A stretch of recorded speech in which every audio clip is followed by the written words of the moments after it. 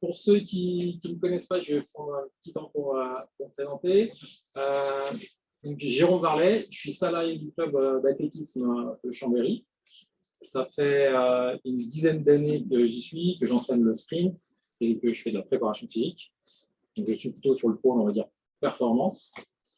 Ça fait un petit moment qu'on veut organiser cette conférence avec Fabrice Descombes, ici à ma droite, médecin du sport.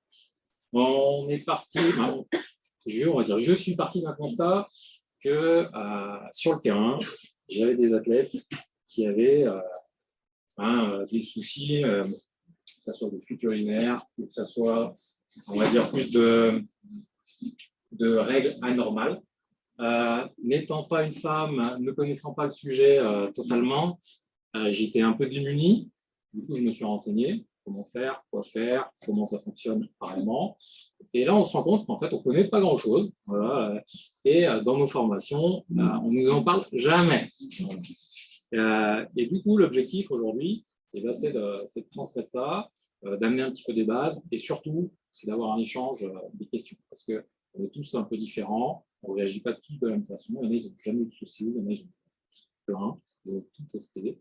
Et voilà, on a fait appel à deux experts qui vont parler un peu de tout ça.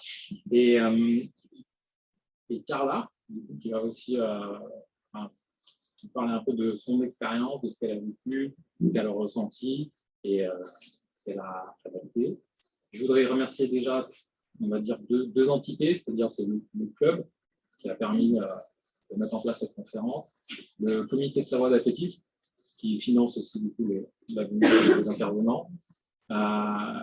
C'est Medipol qui finançait le buffet à la fin. Alors, on n'avait pas prévu 100 personnes, donc il n'y aura peut-être pas pour tout le monde. Mais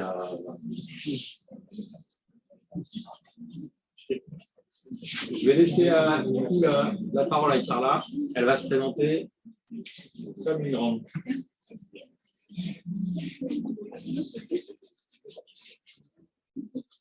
Bonjour. Je découvre que j'ai un petit diapo. Merci à tous d'être là déjà. Je vais essayer de vous aider comme je peux, de vous partager mon expérience comme je peux. Donc, je m'appelle Carla Sénéchal, j'ai 26 ans. Je suis au club depuis 2005, apparemment.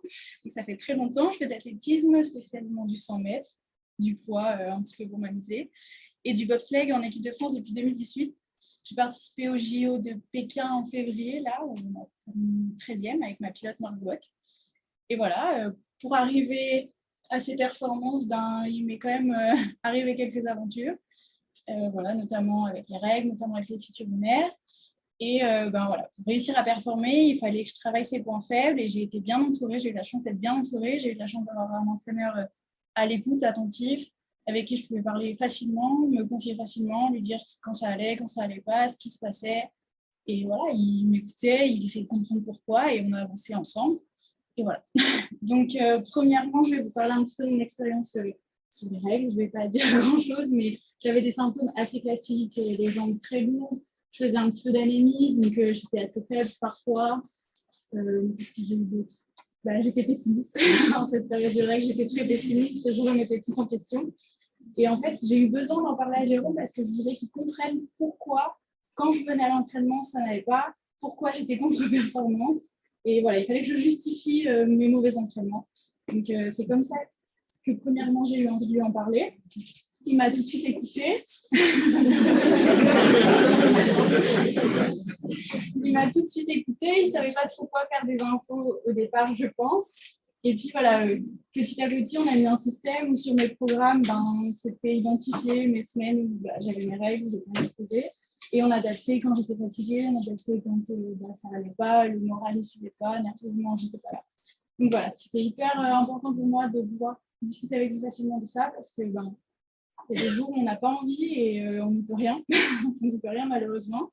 Et voilà, on a aussi trouvé des solutions pour que mes symptômes soient atténués, donc notamment avec la nourriture, l'hydratation, la récupération. Et voilà, je pense que là, on va pouvoir vous parler de tout ça mieux que moi.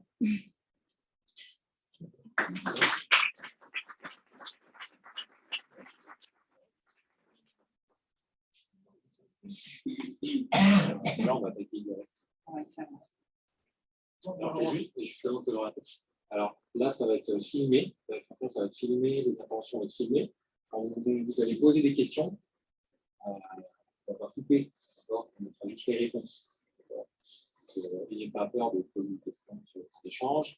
Et après, du coup, on vous enverra des informations, des traces de vidéo, pour revoir et diffuser. Moi, j'ai essayé de vous parler des règles dans le sport, de ce qui est normal et ce qui n'est pas vraiment. Donc, on va commencer normalement par le petit quiz que vous avez dit. Alors, on verra les réponses un peu au fur et à mesure et à la fin. Mais du coup, ils ont déjà répondu à la quiz. Alors, juste ceux qui n'ont pas répondu, vous pouvez répondre, c'est le moment. Il y a deux parties. Il y a une partie après, c'est marqué kiné. Il doit y avoir 6 questions au début, gynéco, et après 3 questions kiné. Les réponses, c'est les miennes, donc vous serez jugé à partir de mon idée. C'est complètement faux. Donc n'ayez pas peur, dites tout ce qui vous passe par la tête et il n'y a pas de bonne ou de mauvaise réponse. C'est pour lancer le débat. Voilà, donc n'hésitez pas. Moi, j'ai dit des choses. Donc voilà, si vous avez juste, c'est que vous pensez comme moi, mais je ne suis pas une référence, je ne suis pas une femme. Donc voilà, amusez-vous bien et on verra les réponses après. Du coup, je ne sais pas si les ont déjà dit. Ouais, tu peux les relire éventuellement. Il y en a qui n'ont pas le. Je vais relire, il y en a qui n'ont pas Je les relis juste, mais en fait, on verra, on discutera un petit peu des réponses à la fin. Est-ce que l'activité sportive régulière et intense, comme on pratiquait pour beaucoup dans l'athlétisme, est-elle un argument pour manger sans se restreindre? Des diététiciennes, il y en a qui m'aideront à répondre. Est-ce que l'absence de règles sans contraception peut-elle peut être liée à l'intensité de l'activité sportive? Donc, c'est oui ou non à chaque fois. Et est-ce que cette absence de règles sans contraception peut-elle être dangereuse pour la santé présente et future? On va trouver un peu les réponses dans ce qu'on va discuter. Alors, je suis obligée de vous faire un petit rappel un peu de biologie de collège pour qu'on comprenne de quoi on parle. Donc, on va parler un peu du cycle menstruel. Donc, le cycle menstruel, il commence le premier jour des règles et il se termine la veille des règles suivantes. Donc, la durée moyenne, c'est 28 jours, si vous rappelez un peu vos collèges au collège, mais ça peut être très variable d'une femme à l'autre. Ça varie de 22 à 34 jours, parfois bien plus, parce qu'il y en a qui ont plusieurs mois sans règles. Et au milieu de ce cycle, on a l'ovulation. Et il y a 2 phases. Donc, la phase avant l'ovulation, qu'on appelle la phase folliculaire, et la phase après l'ovulation, qui est la phase lutéale. Alors, pendant ce cycle menstruel, il se passe des choses un peu concomitantes au niveau des ovaires. Donc, pendant la première partie, on a un follicule qui grossit sur l'ovaire. Donc, c'est ce qui est dessiné là. Il y a plein, ça, c'est un ovaire en échographie. Il y a plein de petits follicules au départ. Donc, il y en a un qui va grossir progressivement. Et donc, au milieu du cycle, il va être libéré, il va donner l'ovulation. Et en même temps que cette première phase du cycle, il y a l'endomètre. Donc, l'endomètre, c'est le revêtement là, qui est dans l'utérus, qui s'épaissit progressivement. Donc, c'est ce qui est dessiné là en bas. En fait, c'est comme si ça, c'était le revêtement là. Et ça devient très épais en milieu de cycle et ça reste épais toute la deuxième partie du cycle pour préparer un peu le nid d'une éventuelle grossesse. Et par contre, s'il n'y a pas de grossesse, donc si on voulait une grossesse, il faudrait qu'il y ait des spermatozoïdes qui arrivent par là, qui remontent là. Ils vont au contact de l'ovaire, il y a la fécondation qui se fait là, il y a l'embryon fécondé qui revient dans la trompe et qui s'implante dans l'utérus. Donc ça, c'est si on veut une grossesse.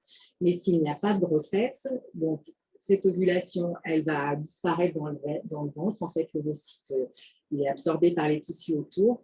Et à la fin de cette deuxième phase de cycle, il va y avoir un effondrement hormonal qui fait que l'endomètre qui s'était épaissi va redevenir très fin.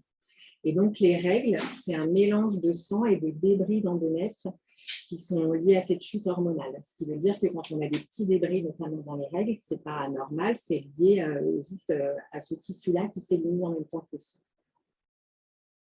Voilà, ça, c'était juste un plus gros. Donc, les règles, on a dit qu'il y a des petits débris, c'est normal. La durée normale, c'est 3 à 7 jours. On considère qu'il faut avoir des règles au moins tous les 3 mois. Sinon, il faut venir consulter, ce n'est pas tout à fait normal. L'abondance, elle est variable. Alors, il y a un score qui s'appelle le score d'IGAM, qui est dans un des petits dépliants de l'INSEAD dont on parlera, qui peut aider parfois à se dire est-ce que c'est normal ou est-ce que j'ai des règles abondantes. La douleur est assez fréquente. On dit qu'il y a quand même 80% des femmes qui ont des douleurs pendant les règles. Et parmi ces femmes-là, il y a une femme sur 10 qui aura de l'endométriose. Vous en avez peut-être entendu parler, c'est un peu à la mode, je dirais. C'est le fait de retrouver des fragments d'endomètre, donc du tissu qui était dans l'utérus, ce tissu-là. On peut en retrouver un petit peu dans le ventre et c'est ça qui peut donner l'endométriose. On ne parle pas vraiment aujourd'hui, mais ça peut expliquer certaines douleurs. Alors, je vais essayer de faire en petites questions successives. Si on n'a pas de règles, pourquoi? Donc là, on parle de sans contraception, parce que la contraception, elle peut modifier les choses. Donc, si on n'a pas de règles, ça peut être une grossesse, donc ça en est un peu de côté. Chez les sportifs, une des raisons les plus fréquentes, c'est que la disponibilité énergétique est trop basse, c'est-à-dire que l'apport d'énergie qu'on apporte avec l'alimentation, il est trop mince par rapport à la dépense sportive qu'on fait. Alors, ça peut survenir au moment d'un stage intensif, un moment où on augmente particulièrement l'entraînement, donc on augmente la dépense, ou ça peut être lié aussi à une restriction des apports nutritionnels, si on fait très attention à certains aliments, voir si on développe une anorexie. Donc ça, c'est la raison la plus fréquente. Une autre raison qui est assez fréquente dans la population en général, je dirais, c'est les ovaires micropolykystiques. Donc ça, c'est 5 à 10% des femmes. Ça, c'est un type particulier d'ovaire où il y a trop de follicules sur les ovaires et donc il y a du mal à ce qu'il y en ait un qui démarre un cycle pour donner l'ovulation. C'est assez fréquent, mais ce n'est pas plus fréquent chez les sportifs que chez les autres. Donc, en fait, pour avoir les règles, il y a tout un espèce d'enchaînement de tout le corps assez compliqué qui part du cerveau, donc qui sécrète des hormones qui vont jouer sur l'utérus et les ovaires. Et puis, il y a toute une chaîne qui doit être en place pour que tout ça marche. Donc, pour que cette chaîne ait bien lieu, il faut qu'il y ait de l'énergie qui arrive avec l'alimentation. Alors, qu'est-ce qu'on risque à ne pas avoir de règles? Donc, en fait, ce qui est important pour le corps, c'est le taux d'œstrogène. Donc, c'est une des hormones qui varie au cours du cycle. Et ces œstrogènes sont nécessaires pour maintenir un état de forme, donc pour le fonctionnement du muscle, en fait. Donc, le métabolisme énergétique, c'est le fonctionnement de la cellule, de la force musculaire, en fait. Et c'est nécessaire aussi pour maintenir la densité osseuse au niveau du squelette, donc pour que le calcium se fixe bien sur les os et que l'os ne soit pas trop fragile. Donc, si on n'a pas de règles, hormis au cours d'une grossesse, et pas dans le syndrome des ovaires polykystiques, donc là, je vous parle surtout de si on n'a pas de règles à cause de la carence énergétique, on a un risque de lésion osseuse qui augmente. Donc, on peut avoir des œdèmes osseux et on peut aller jusqu'à la fracture de fatigue. Et là, c'est une vraie fracture. On a besoin, après d'une immobilisation, de 45 jours comme dans toutes les fractures. La fatigabilité musculaire augmente aussi, la performance peut diminuer et puis on a aussi un vieillissement vasculaire et cérébral. On commence à avoir des choses comme ça qui est plus rapide, mais ça, c'est des effets vraiment à long terme. Donc, si on n'a pas de règles depuis plus de 3 mois ou si à 16 ans, on n'a encore pas eu de règles, c'est une des raisons de venir consulter un médecin. Alors, sous contraception, par contre, c'est complètement différent. Il peut être normal de ne pas avoir de règles. Il peut y avoir différentes raisons. Alors, on peut ne pas faire de pause entre des plaquettes de pilules. Alors, je vais vous réexpliquer.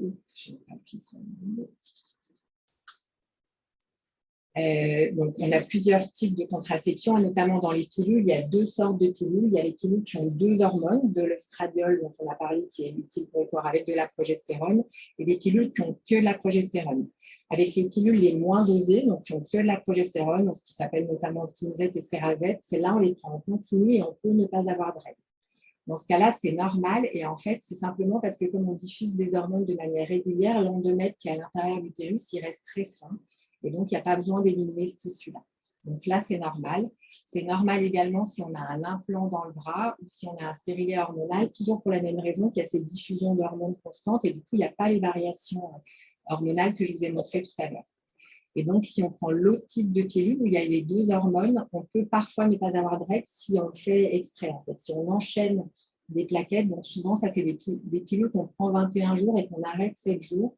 Et si on ne fait pas les 7 jours d'arrêt, on les enchaîne, on peut ne pas avoir de règles.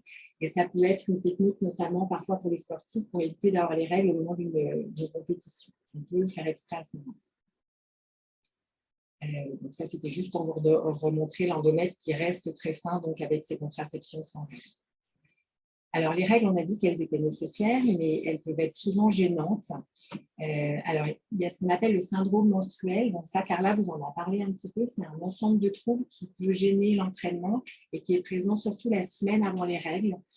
Alors, il y a des gens qui n'ont aucun de ces symptômes, hein, on peut tout à fait ne rien ressentir, mais selon les personnes, on peut avoir une prise de poids.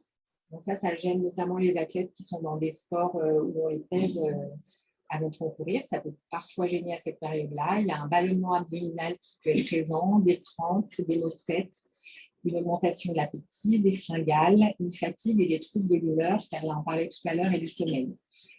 Par rapport à ça, on peut faire des choses. Il y a des petits compléments de vitamines, il y a des contraceptions qui peuvent parfois jouer un petit peu et réguler les choses. Donc, ça peut valoir le coup d'en parler.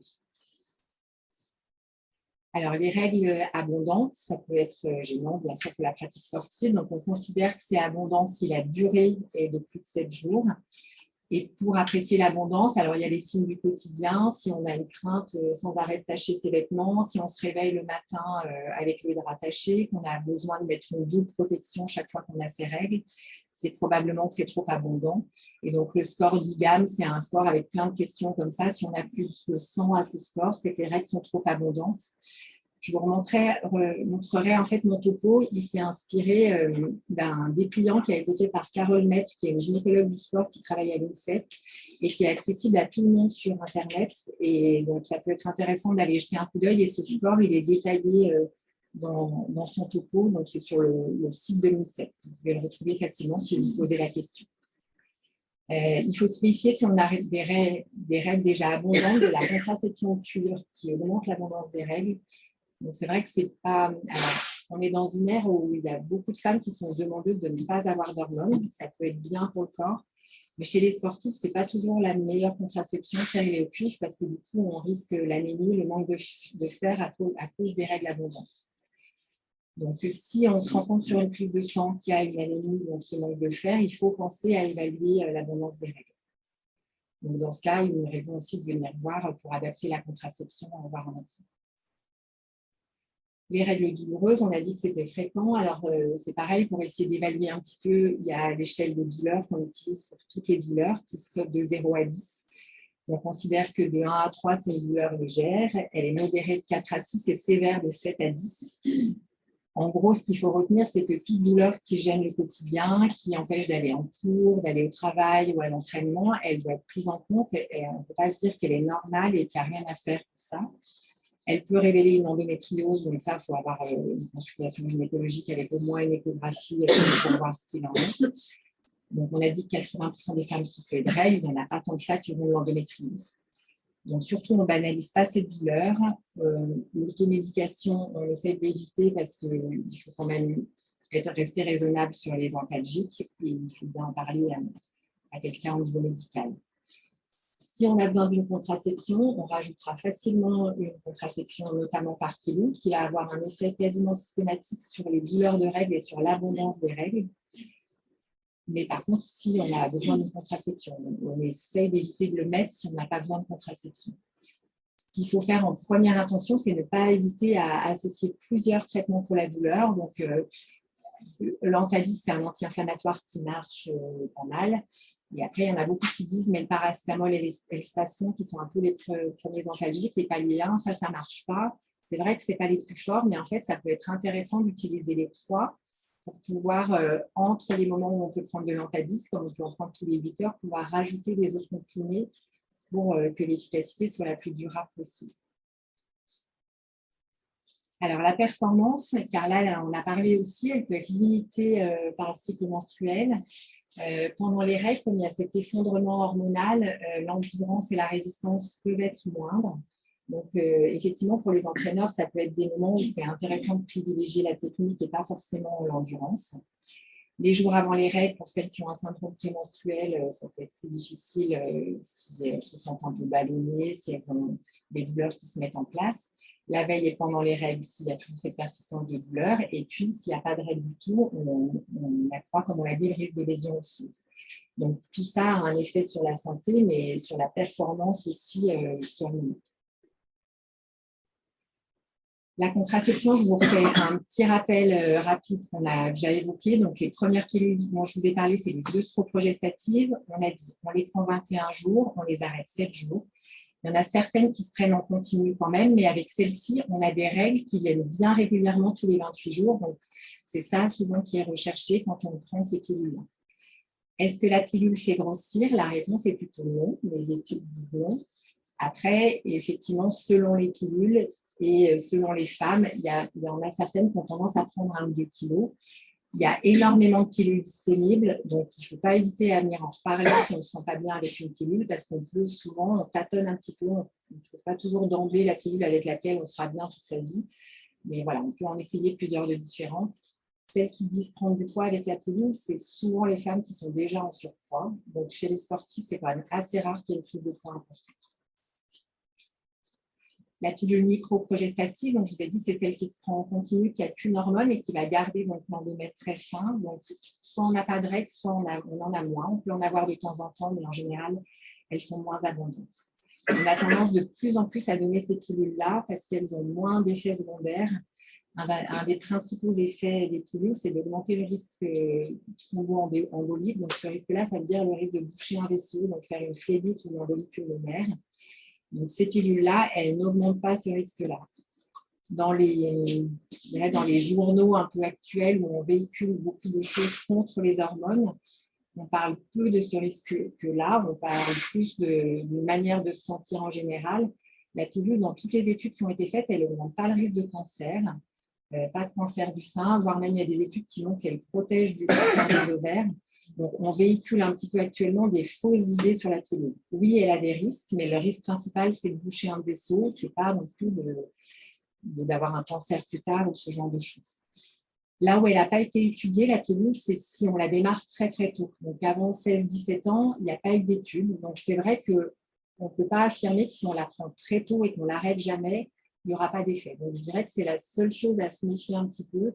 C'est si on la démarre tôt, il faut vraiment avoir l'avis d'un médecin et peut-être faire des pauses à certains moments. Par rapport à cette prise de pilule, si on est sous pilule et qu'on part à l'étranger, alors il y a quand même des petites adaptations à faire pour les sportives. On conseille d'emmener une plaquette supplémentaire dans les bagages, s'il y a un bagage qui se perd notamment, et si possible d'emmener l'ordonnance. Si le décalage horaire il est de moins de 6 heures, on conseille de garder l'horaire habituel, c'est-à-dire si on la prenait tous les soirs à 19 h, et bien dans le pays étranger, on continue à la prendre tous les soirs à 19 h. Ce n'est pas grave si ça décale un petit peu. Par contre, donc ça c'est la consigne qu'elle donne aux sportifs de l'INSEP. Si le décalage est de plus de 6 heures, elle conseille de rajouter des préservatifs pendant 10 jours. En pratique, quand on l'explique à tout le monde, on dit que pour que la pilule soit efficace, il ne faut pas la décaler de plus de 12 heures. Donc, on a 12 heures si on la prend tous les soirs à 18 heures. Si on y pense le lendemain matin et qu'il est 4 heures du matin, si on la prend, on est protégé quand même. Après, sur les voyages, on ne dit pas 12 heures, on dit 6 heures pour être encore plus raisonnable, je dirais. La pilule est donc efficace si on la prend tous les jours à la même heure, mais qu'on ne fait pas de décalage de plus de 12 heures. J'espère que je suis claire. Alors, les autres moyens de contraception, on a parlé du Nexplanon, donc c'est le petit implant qui se met dans le bras. Il n'est pas dessiné là, mais je l'ai montré tout à l'heure. Il est efficace pendant 3 ans. C'est un des moyens de contraception les plus efficaces parce qu'on ne l'oublie pas, notamment par rapport à une pilule. Par contre, son petit désagrément, c'est que soit on n'a pas de règles, soit on peut avoir des saignements qui durent un peu en longueur. Donc ça dépend des femmes. Donc, il y en a certaines qui ont des saignements qui durent un peu. Les contraceptions intra-utérines, stérilées ou cuivre ou hormonales, ça, c'est possible pour tout le monde. Il y a de plus en plus de jeunes filles qui demandent des stérilés pour ne pas avoir d'hormones. Donc, le stérilet ou cuivre, pourquoi pas, mais il augmente l'abondance des règles. À l'INSEP, alors je parle un peu de l'INSEP parce que j'y suis allée hier et du coup, j'ai vu l'INSEP, c'était assez chouette. Et du coup, j'ai vu qu'elle posait beaucoup de stérilés hormonales aux jeunes sportifs pour ne pas avoir trop de règles. Les stérilés hormonaux, il y en a un qui est connu depuis longtemps qui s'appelle Mirena. On dit qu'il équivaut à 5 pilules par mois à peu près.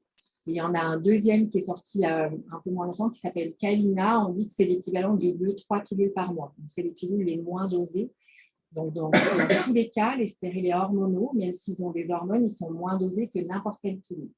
Voilà, donc si on se dit « je veux moins d'hormones », le stérilet, ça peut être intéressant même s'il est hormonal. Il y a aussi le patch contraceptif, donc c'est un patch qu'on se met sur le bras 1 fois par semaine. Il y a un anneau vaginal qu'on met dans le vagin pour 3 semaines. Ceux-là, normalement, on ne les recommande pas en première intention parce que le risque justement de faire une phlébite est un petit peu au-dessus des pilules de manière générale. Bon, on peut les prescrire, mais les recommandations, ce n'est pas en première intention. Le préservatif, c'est contraceptif aussi, mais il y a quand même 15% de risque de grossesse à 1 an. Donc, ce n'est pas ce qu'on recommande, surtout chez les jeunes filles, comme contraception. Ça protège bien des maladies sexuellement transmissibles, mais en contraception, c'est un petit peu risqué.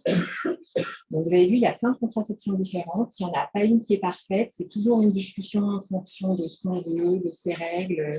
Donc, c'est vraiment avec son médecin, sa sage-femme, qu'il faut discuter de tout ça et qu'on trouve la bonne contraception. Alors, autre chose à retenir, aucune des contraceptions ne figure sur la liste des produits dopants. Donc, là-dessus, aucun souci. Dans les produits dopants, ce dont il faut se méfier, c'est par contre les traitements qu'on prend pour la douleur. Donc, les anti-inflammatoires ne sont pas sur les listes de produits dopants. Je vous ai parlé de l'Antadis tout à l'heure sans nom. Alors, on parlait, il y a le tramadol. Fabrice, tu me corrigeras, mais il me semble que le tramadol, on en a parlé un peu aux infos cette semaine. Et hier, j'étais allée relire. Donc, le tramadol, il y en a qui en donnent pour les règles. C'est un antalgique très fort, mais il me semble avoir lu qu'à partir de janvier 2024, il sera dopé. C'est ça ? Donc, a priori. Pour l'instant, le tramadol est sous surveillance, en fait. Donc, il est fortement déconseillé dans le cyclisme. Et on fait la chasse un petit peu depuis quelques temps. Et normalement, notamment avec le MPCC, pour un mouvement pour un cyclisme crédible. Et donc, ça va passer sur les listes. En fait, les listes, c'est revu chaque année. Ouais, donc, il faut se méfier dans les règles. Parfois, on donne de l'Xtreme et dans l'Xtreme, il y a du tramadol. Il n'y a aucune contraception qui n'améliore ou ne diminue la performance, sauf si on a des effets secondaires qui arrivent.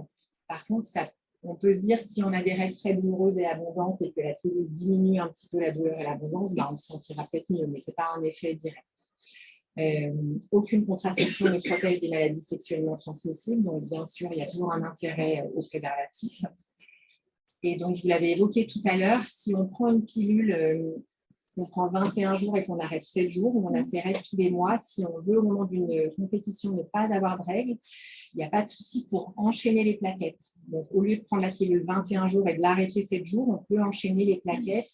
On peut le faire 2 ou 3 mois sans souci, il n'y a pas de danger pour le corps.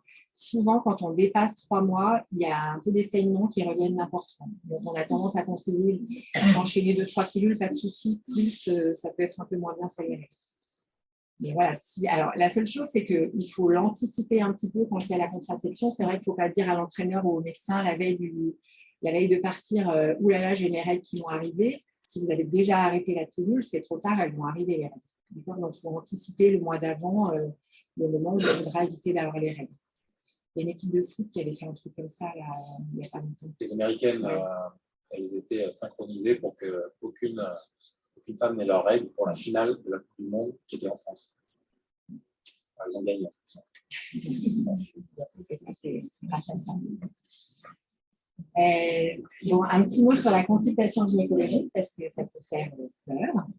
Donc, ça peut être fait par un médecin gynécologue ou généraliste. Il y a beaucoup de sages-femmes maintenant qui les font. Alors, le médecin du sport, ils n'en font pas tant que ça, mais en fait, il y a une grosse partie de l'examen, de la consultation gynécologique qui est de l'interrogatoire. Donc, le médecin du sport, il est là pour ça aussi. Est-ce qu'il y a toujours un examen gynécologique? Donc, la réponse est non. En fait, on examine, déjà tant qu'on n'a pas eu de rapport sexuel, on ne fait aucun examen, on ne fait que discuter. Si on ne se sent pas prêt, ce n'est absolument pas indispensable.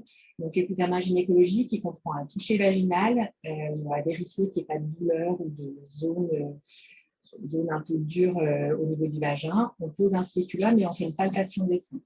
Donc, ça se discute. Il n'y a absolument pas d'urgence. Si on n'a pas de règles douloureuses, si on n'a pas besoin de contraception, ce n'est pas du tout indispensable de voir un gynécologue avant l'âge de 20 ans.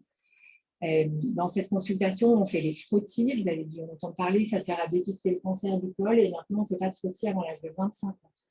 Donc, on a le temps pour faire tout ça.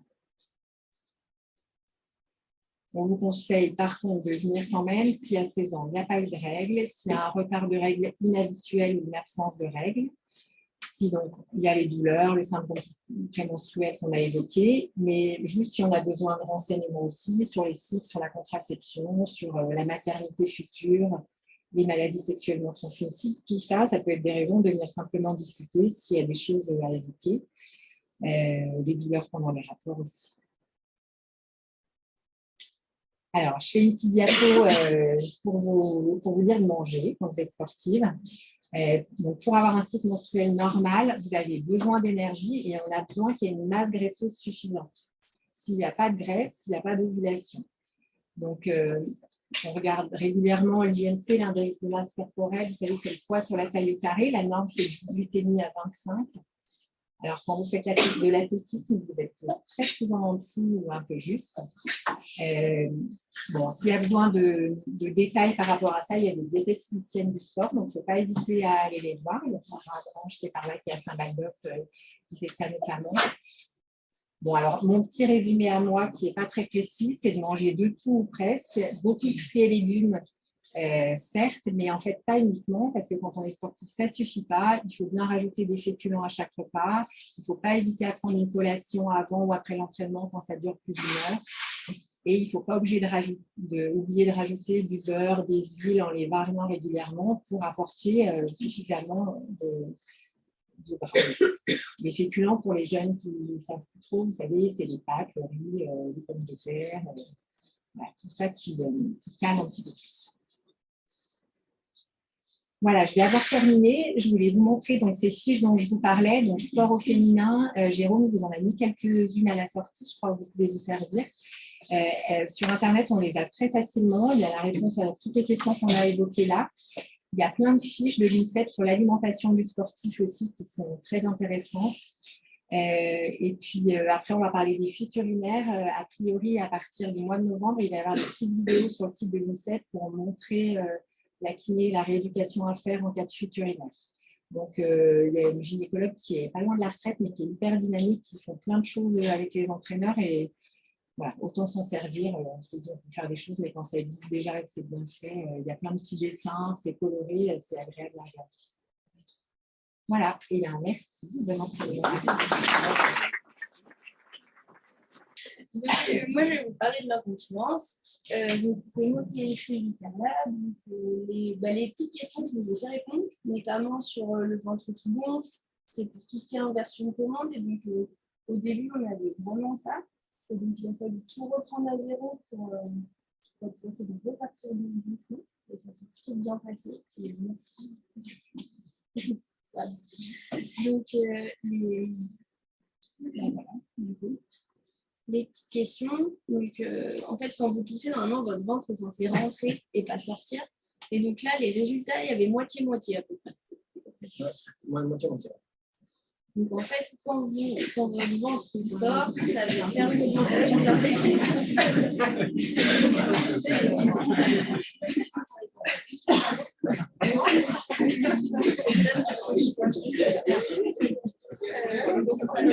Au niveau des fuites, pendant les entraînements, je sais plus, c'était un tiers, je crois. 31%. Ceux qui ont avoué. Pendant les femmes. C'était anonyme. 31%. Donc c'est quand même pas mal. Ça représente à peu près les chiffres que j'ai trouvés dans la littérature. C'est beaucoup. Ouais. Ouais. Et tout sexe, on n'a pas le détail. est-ce que vous en parleriez? Là, il y avait 80%. Je pense que c'est étonnant parce qu'en général. Au moins 60. 58. Mais même dans la littérature, elles n'en parlent pas du tout. Donc, c'est plutôt bien. N'hésitez pas à en parler. Voilà. Donc, les fuites, c'est involontaire. Et il y a 5, en fonction du sport, il y a entre 5 et 80% des personnes qui ont eu, surtout le trampoline. Donc, chez les athlètes, il y a 3 fois plus de personnes qui ont eu que la population sportive. Il y a une étude aux États-Unis qui a été faite et il y a 48% sur des adolescentes, donc plein de sports confondus, donc c'est quand même pas anodin. Et elles avaient la moyenne d'âge, c'était 18 ans, donc c'était quand même assez jeune. Au niveau des sports à risque, donc on a plusieurs sports et ça dépend de l'impact. On a un fort impact, moyen et faible. Les forts impacts, il y a 2 composantes qui peuvent jouer.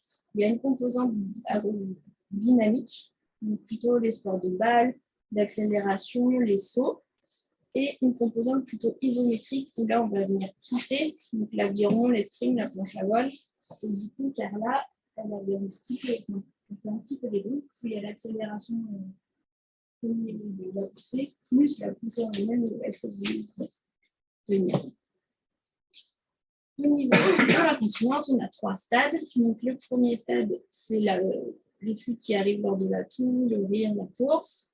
Le deuxième, lors de la marche, soulèvement de poids, changement de position. Et le troisième stade, c'est au moindre effort. Les facteurs de risque. Donc, il y a les antécédents gynéco-obstétricaux, dont la grossesse, l'âge, la ménopause, le cycle, la profession. Si vous portez toute la journée, ça va venir augmenter les pressions sur le périnée. Le sport pratiqué, donc on a vu avec les impacts. La toux et la bronchite chronique, donc là où on vient taper sur le périnée à chaque fois. Les troubles du comportement alimentaire qui vont créer une faiblesse au niveau du périnée et la constipation. Dans les études, du coup, il y a un tiers qui signale que les fuites, ça leur pose un problème social et hygiénique. Et on a même trouvé des chiffres comme quoi il y a 20% qui baissent les fréquences des entraînements et 10% qui arrêtent complètement. Donc, c'est quand même pas mal. Petit rappel anatomique vite fait. Donc, du coup, le périnée, c'est un ensemble de faisceaux musculaires, fascia, qui partent de la symphyse jusqu'au coccyx et qui vont entre les 2 ischions. Ça va permettre d'entourer le méandre lunaire, le vagin et l'anus, et ça a surtout un rôle de fermeture et de soutien. Donc, il y a 3 plans musculaires, superficiels, moyens et profonds. Si vous voulez plus d'informations, il y a le site Anatomie 3D Université Lyon, qui font vraiment des belles vidéos en 3D. Et elles sont vraiment, ils en ont fait plein sur le périnée, elles sont vraiment bien faites. Donc, du coup, on a la fente urogénitale, qui est le tissu vraiment qui va être le plus embêté lors des fuites, et le noyau fibro-central qui est le plus fort par contre parce que c'est un croisement de muscles. Au niveau de la partie musculaire, on a 2 types de fibres. Donc, on a 60 à 70% de fibres lentes qui permettent vraiment un rôle de soutien et de tonus de base, et 30% de fibres rapides qui, elles, travaillent lors des efforts et des autres. Donc là, voilà, c'est différents schémas. Donc là, on a une coupe avec le pubis, le coccyx et des muscles qui vont venir maintenir tout ça. Là, on a une vue de dessous où on voit bien les différents muscles. Découpe pour voir au niveau des abdos, les grands droits, les obliques, les transverses. Au niveau du mécanisme, donc dans des conditions physiologiques normales, les pressions elles vont être générées par le diaphragme et les abdos et elles vont être répercutées sur le pubis et le promontoire. Dans des conditions pathologiques, ces pressions elles vont s'appliquer sur le plancher pelvien et sur tous les organes. Donc, pour avoir une bonne continence, il faut une co-contraction des muscles du plancher pelvien et du transverse, qui vont permettre une élévation du col de la vessie. Dans cet article-là, on demandait à des patientes plutôt jeunes et continentes et d'autres patientes plutôt âgées et incontinentes de tousser.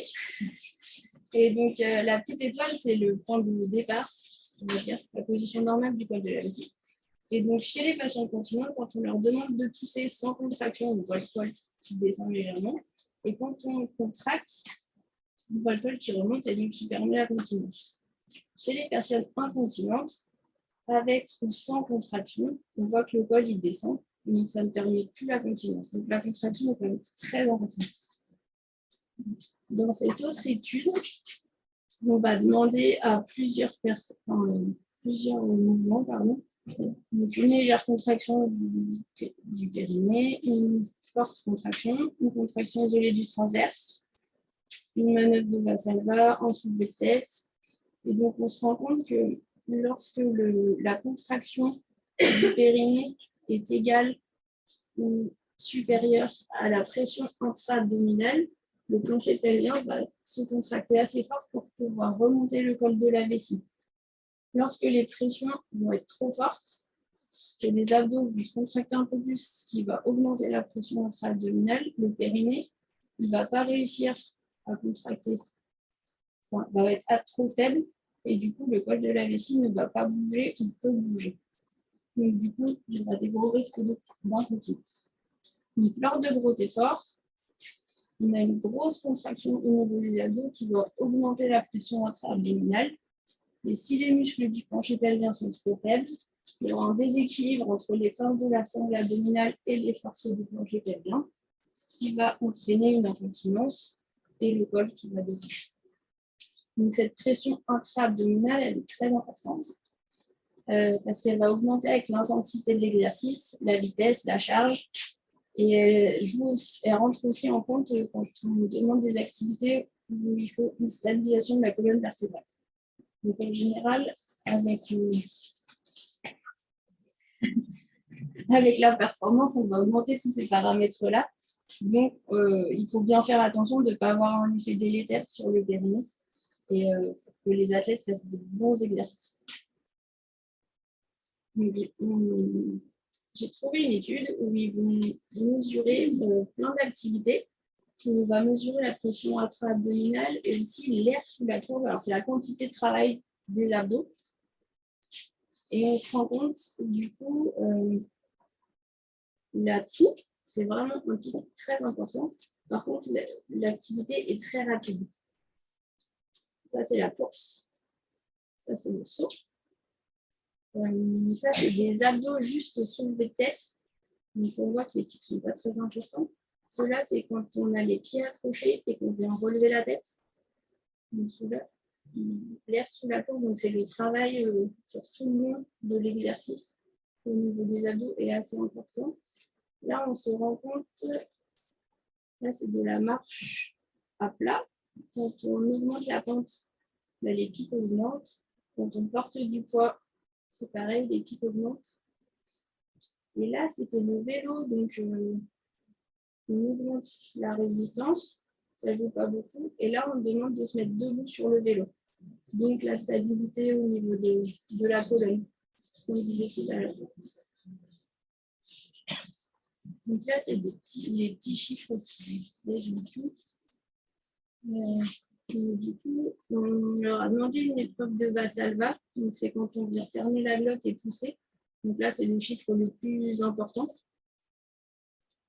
Après la course, on voit qu'on est à 265. Et le plus fort, c'est le saut, où on est à 627. Donc ça, c'est le travail, la pression, on va dire, des abdominaux pendant toute la phase de saut. Et les soulevés de terre aussi avec les poids, on a des bonnes charges de travail. 450. On peut voir aussi au niveau de la fatigabilité, donc les fuites sont quand même plus présentes au niveau des entraînements, au niveau des compétitions, et surtout dans la deuxième moitié des activités. Et plus l'entraînement s'allonge, plus le risque augmente. Il y a une étude qui montrait qu'après 90 minutes d'effort, la contraction diminuait de 20%. Donc, du coup, il y avait beaucoup plus de risque de fuite. Et au niveau du cycle menstruel, la deuxième phase du cycle, il y a une baisse des taux d'œstrogène et une hausse des taux de progestérone. Et du coup, il y a une baisse de tonicité et de contractilité et un effet relaxant. Donc, du coup, les muscles se contractent moins bien et il y a un moins bon soutien. Donc, au niveau de la rééducation, une fois qu'on a vu tout ça, déjà, c'est bien de faire un petit bilan sur leur pratique sportive, si elles font comme exercice, ce qui pose problème. Et puis après, on va faire de la rééducation manuelle si la tête à tête. Et si ça ne pose pas de problème, ça va permettre une prise de conscience, voir s'il y a une inversion de commande, s'il y a des co-contractions. On peut faire de l'électrostimulation, donc avec une sonde qui va être non douloureuse. La forme est adaptée à chacune. Ça permet de sentir où il faut contracter. Et on va travailler différents courants. Voilà, c'est des types d'exercices qu'on peut retrouver en fonction de ce qu'on veut travailler. On travaille pas mal en biofeedback, donc ça permet d'avoir un retour visuel sur la contraction. Ça permet de travailler le relâchement et ça permet surtout de travailler debout et de faire travailler les exercices qui posent problème et qu'on peut après rattachés à leur discipline, vraiment venir travailler les sauts, venir travailler travailler sur la poussée, justement. Et on peut aussi, dans certains cas, si c'est vraiment gênant et si les patientes, on peut mettre l'épaisseur. Donc, c'est un dispositif intra-vaginal qui va venir maintenir au niveau du plancher pelvien. Donc, ça, c'est 2 types de soins. Donc, ce qui est très important, c'est le travail global. Donc, travailler sur l'inversion de commande pour la toux, la constipation. On travaille aussi sur l'autograndissement. On essaye de travailler beaucoup sur l'expiration pour ne pas bloquer le ventre, pas bloquer les efforts. Travailler sur la co-contraction du plancher pelvien et du transverse, parce qu'il y en a beaucoup qui n'y arrivent pas. Et donc, c'est bien même de leur apprendre dans leur pratique sportive, d'essayer de diminuer l'intensité de l'impact au sol et d'essayer de leur modifier leurs habitudes au niveau des abdos, au niveau du travail de plio, de saut. Voilà. Il ne faut pas ne pas faire d'abdos, mais il faut juste essayer de les modifier et de les faire différemment. Essayez de leur faire comprendre que si quand vous faites des abdos, vous sentez que ça vient pousser sur le périnée et pousser sur le ventre, c'est pas bon. Du coup, il y a très peu d'informations et de prise en charge. Donc, il faut vraiment essayer d'en parler le plus tôt possible aux entraîneurs, aux coachs, aux médecins. Il y a de très bons résultats sur les séances de rééducation. Et du coup, c'est dommage de se priver de ça. Et pour limiter l'impact sur votre pratique, sur votre performance, sur votre vie intime. Et donc, du coup, c'est pas de ne plus faire de sport, ne plus faire d'exercice, c'est vraiment d'essayer d'améliorer les choses pour qu'il y ait le moins de pression possible sur votre périnée. Voilà.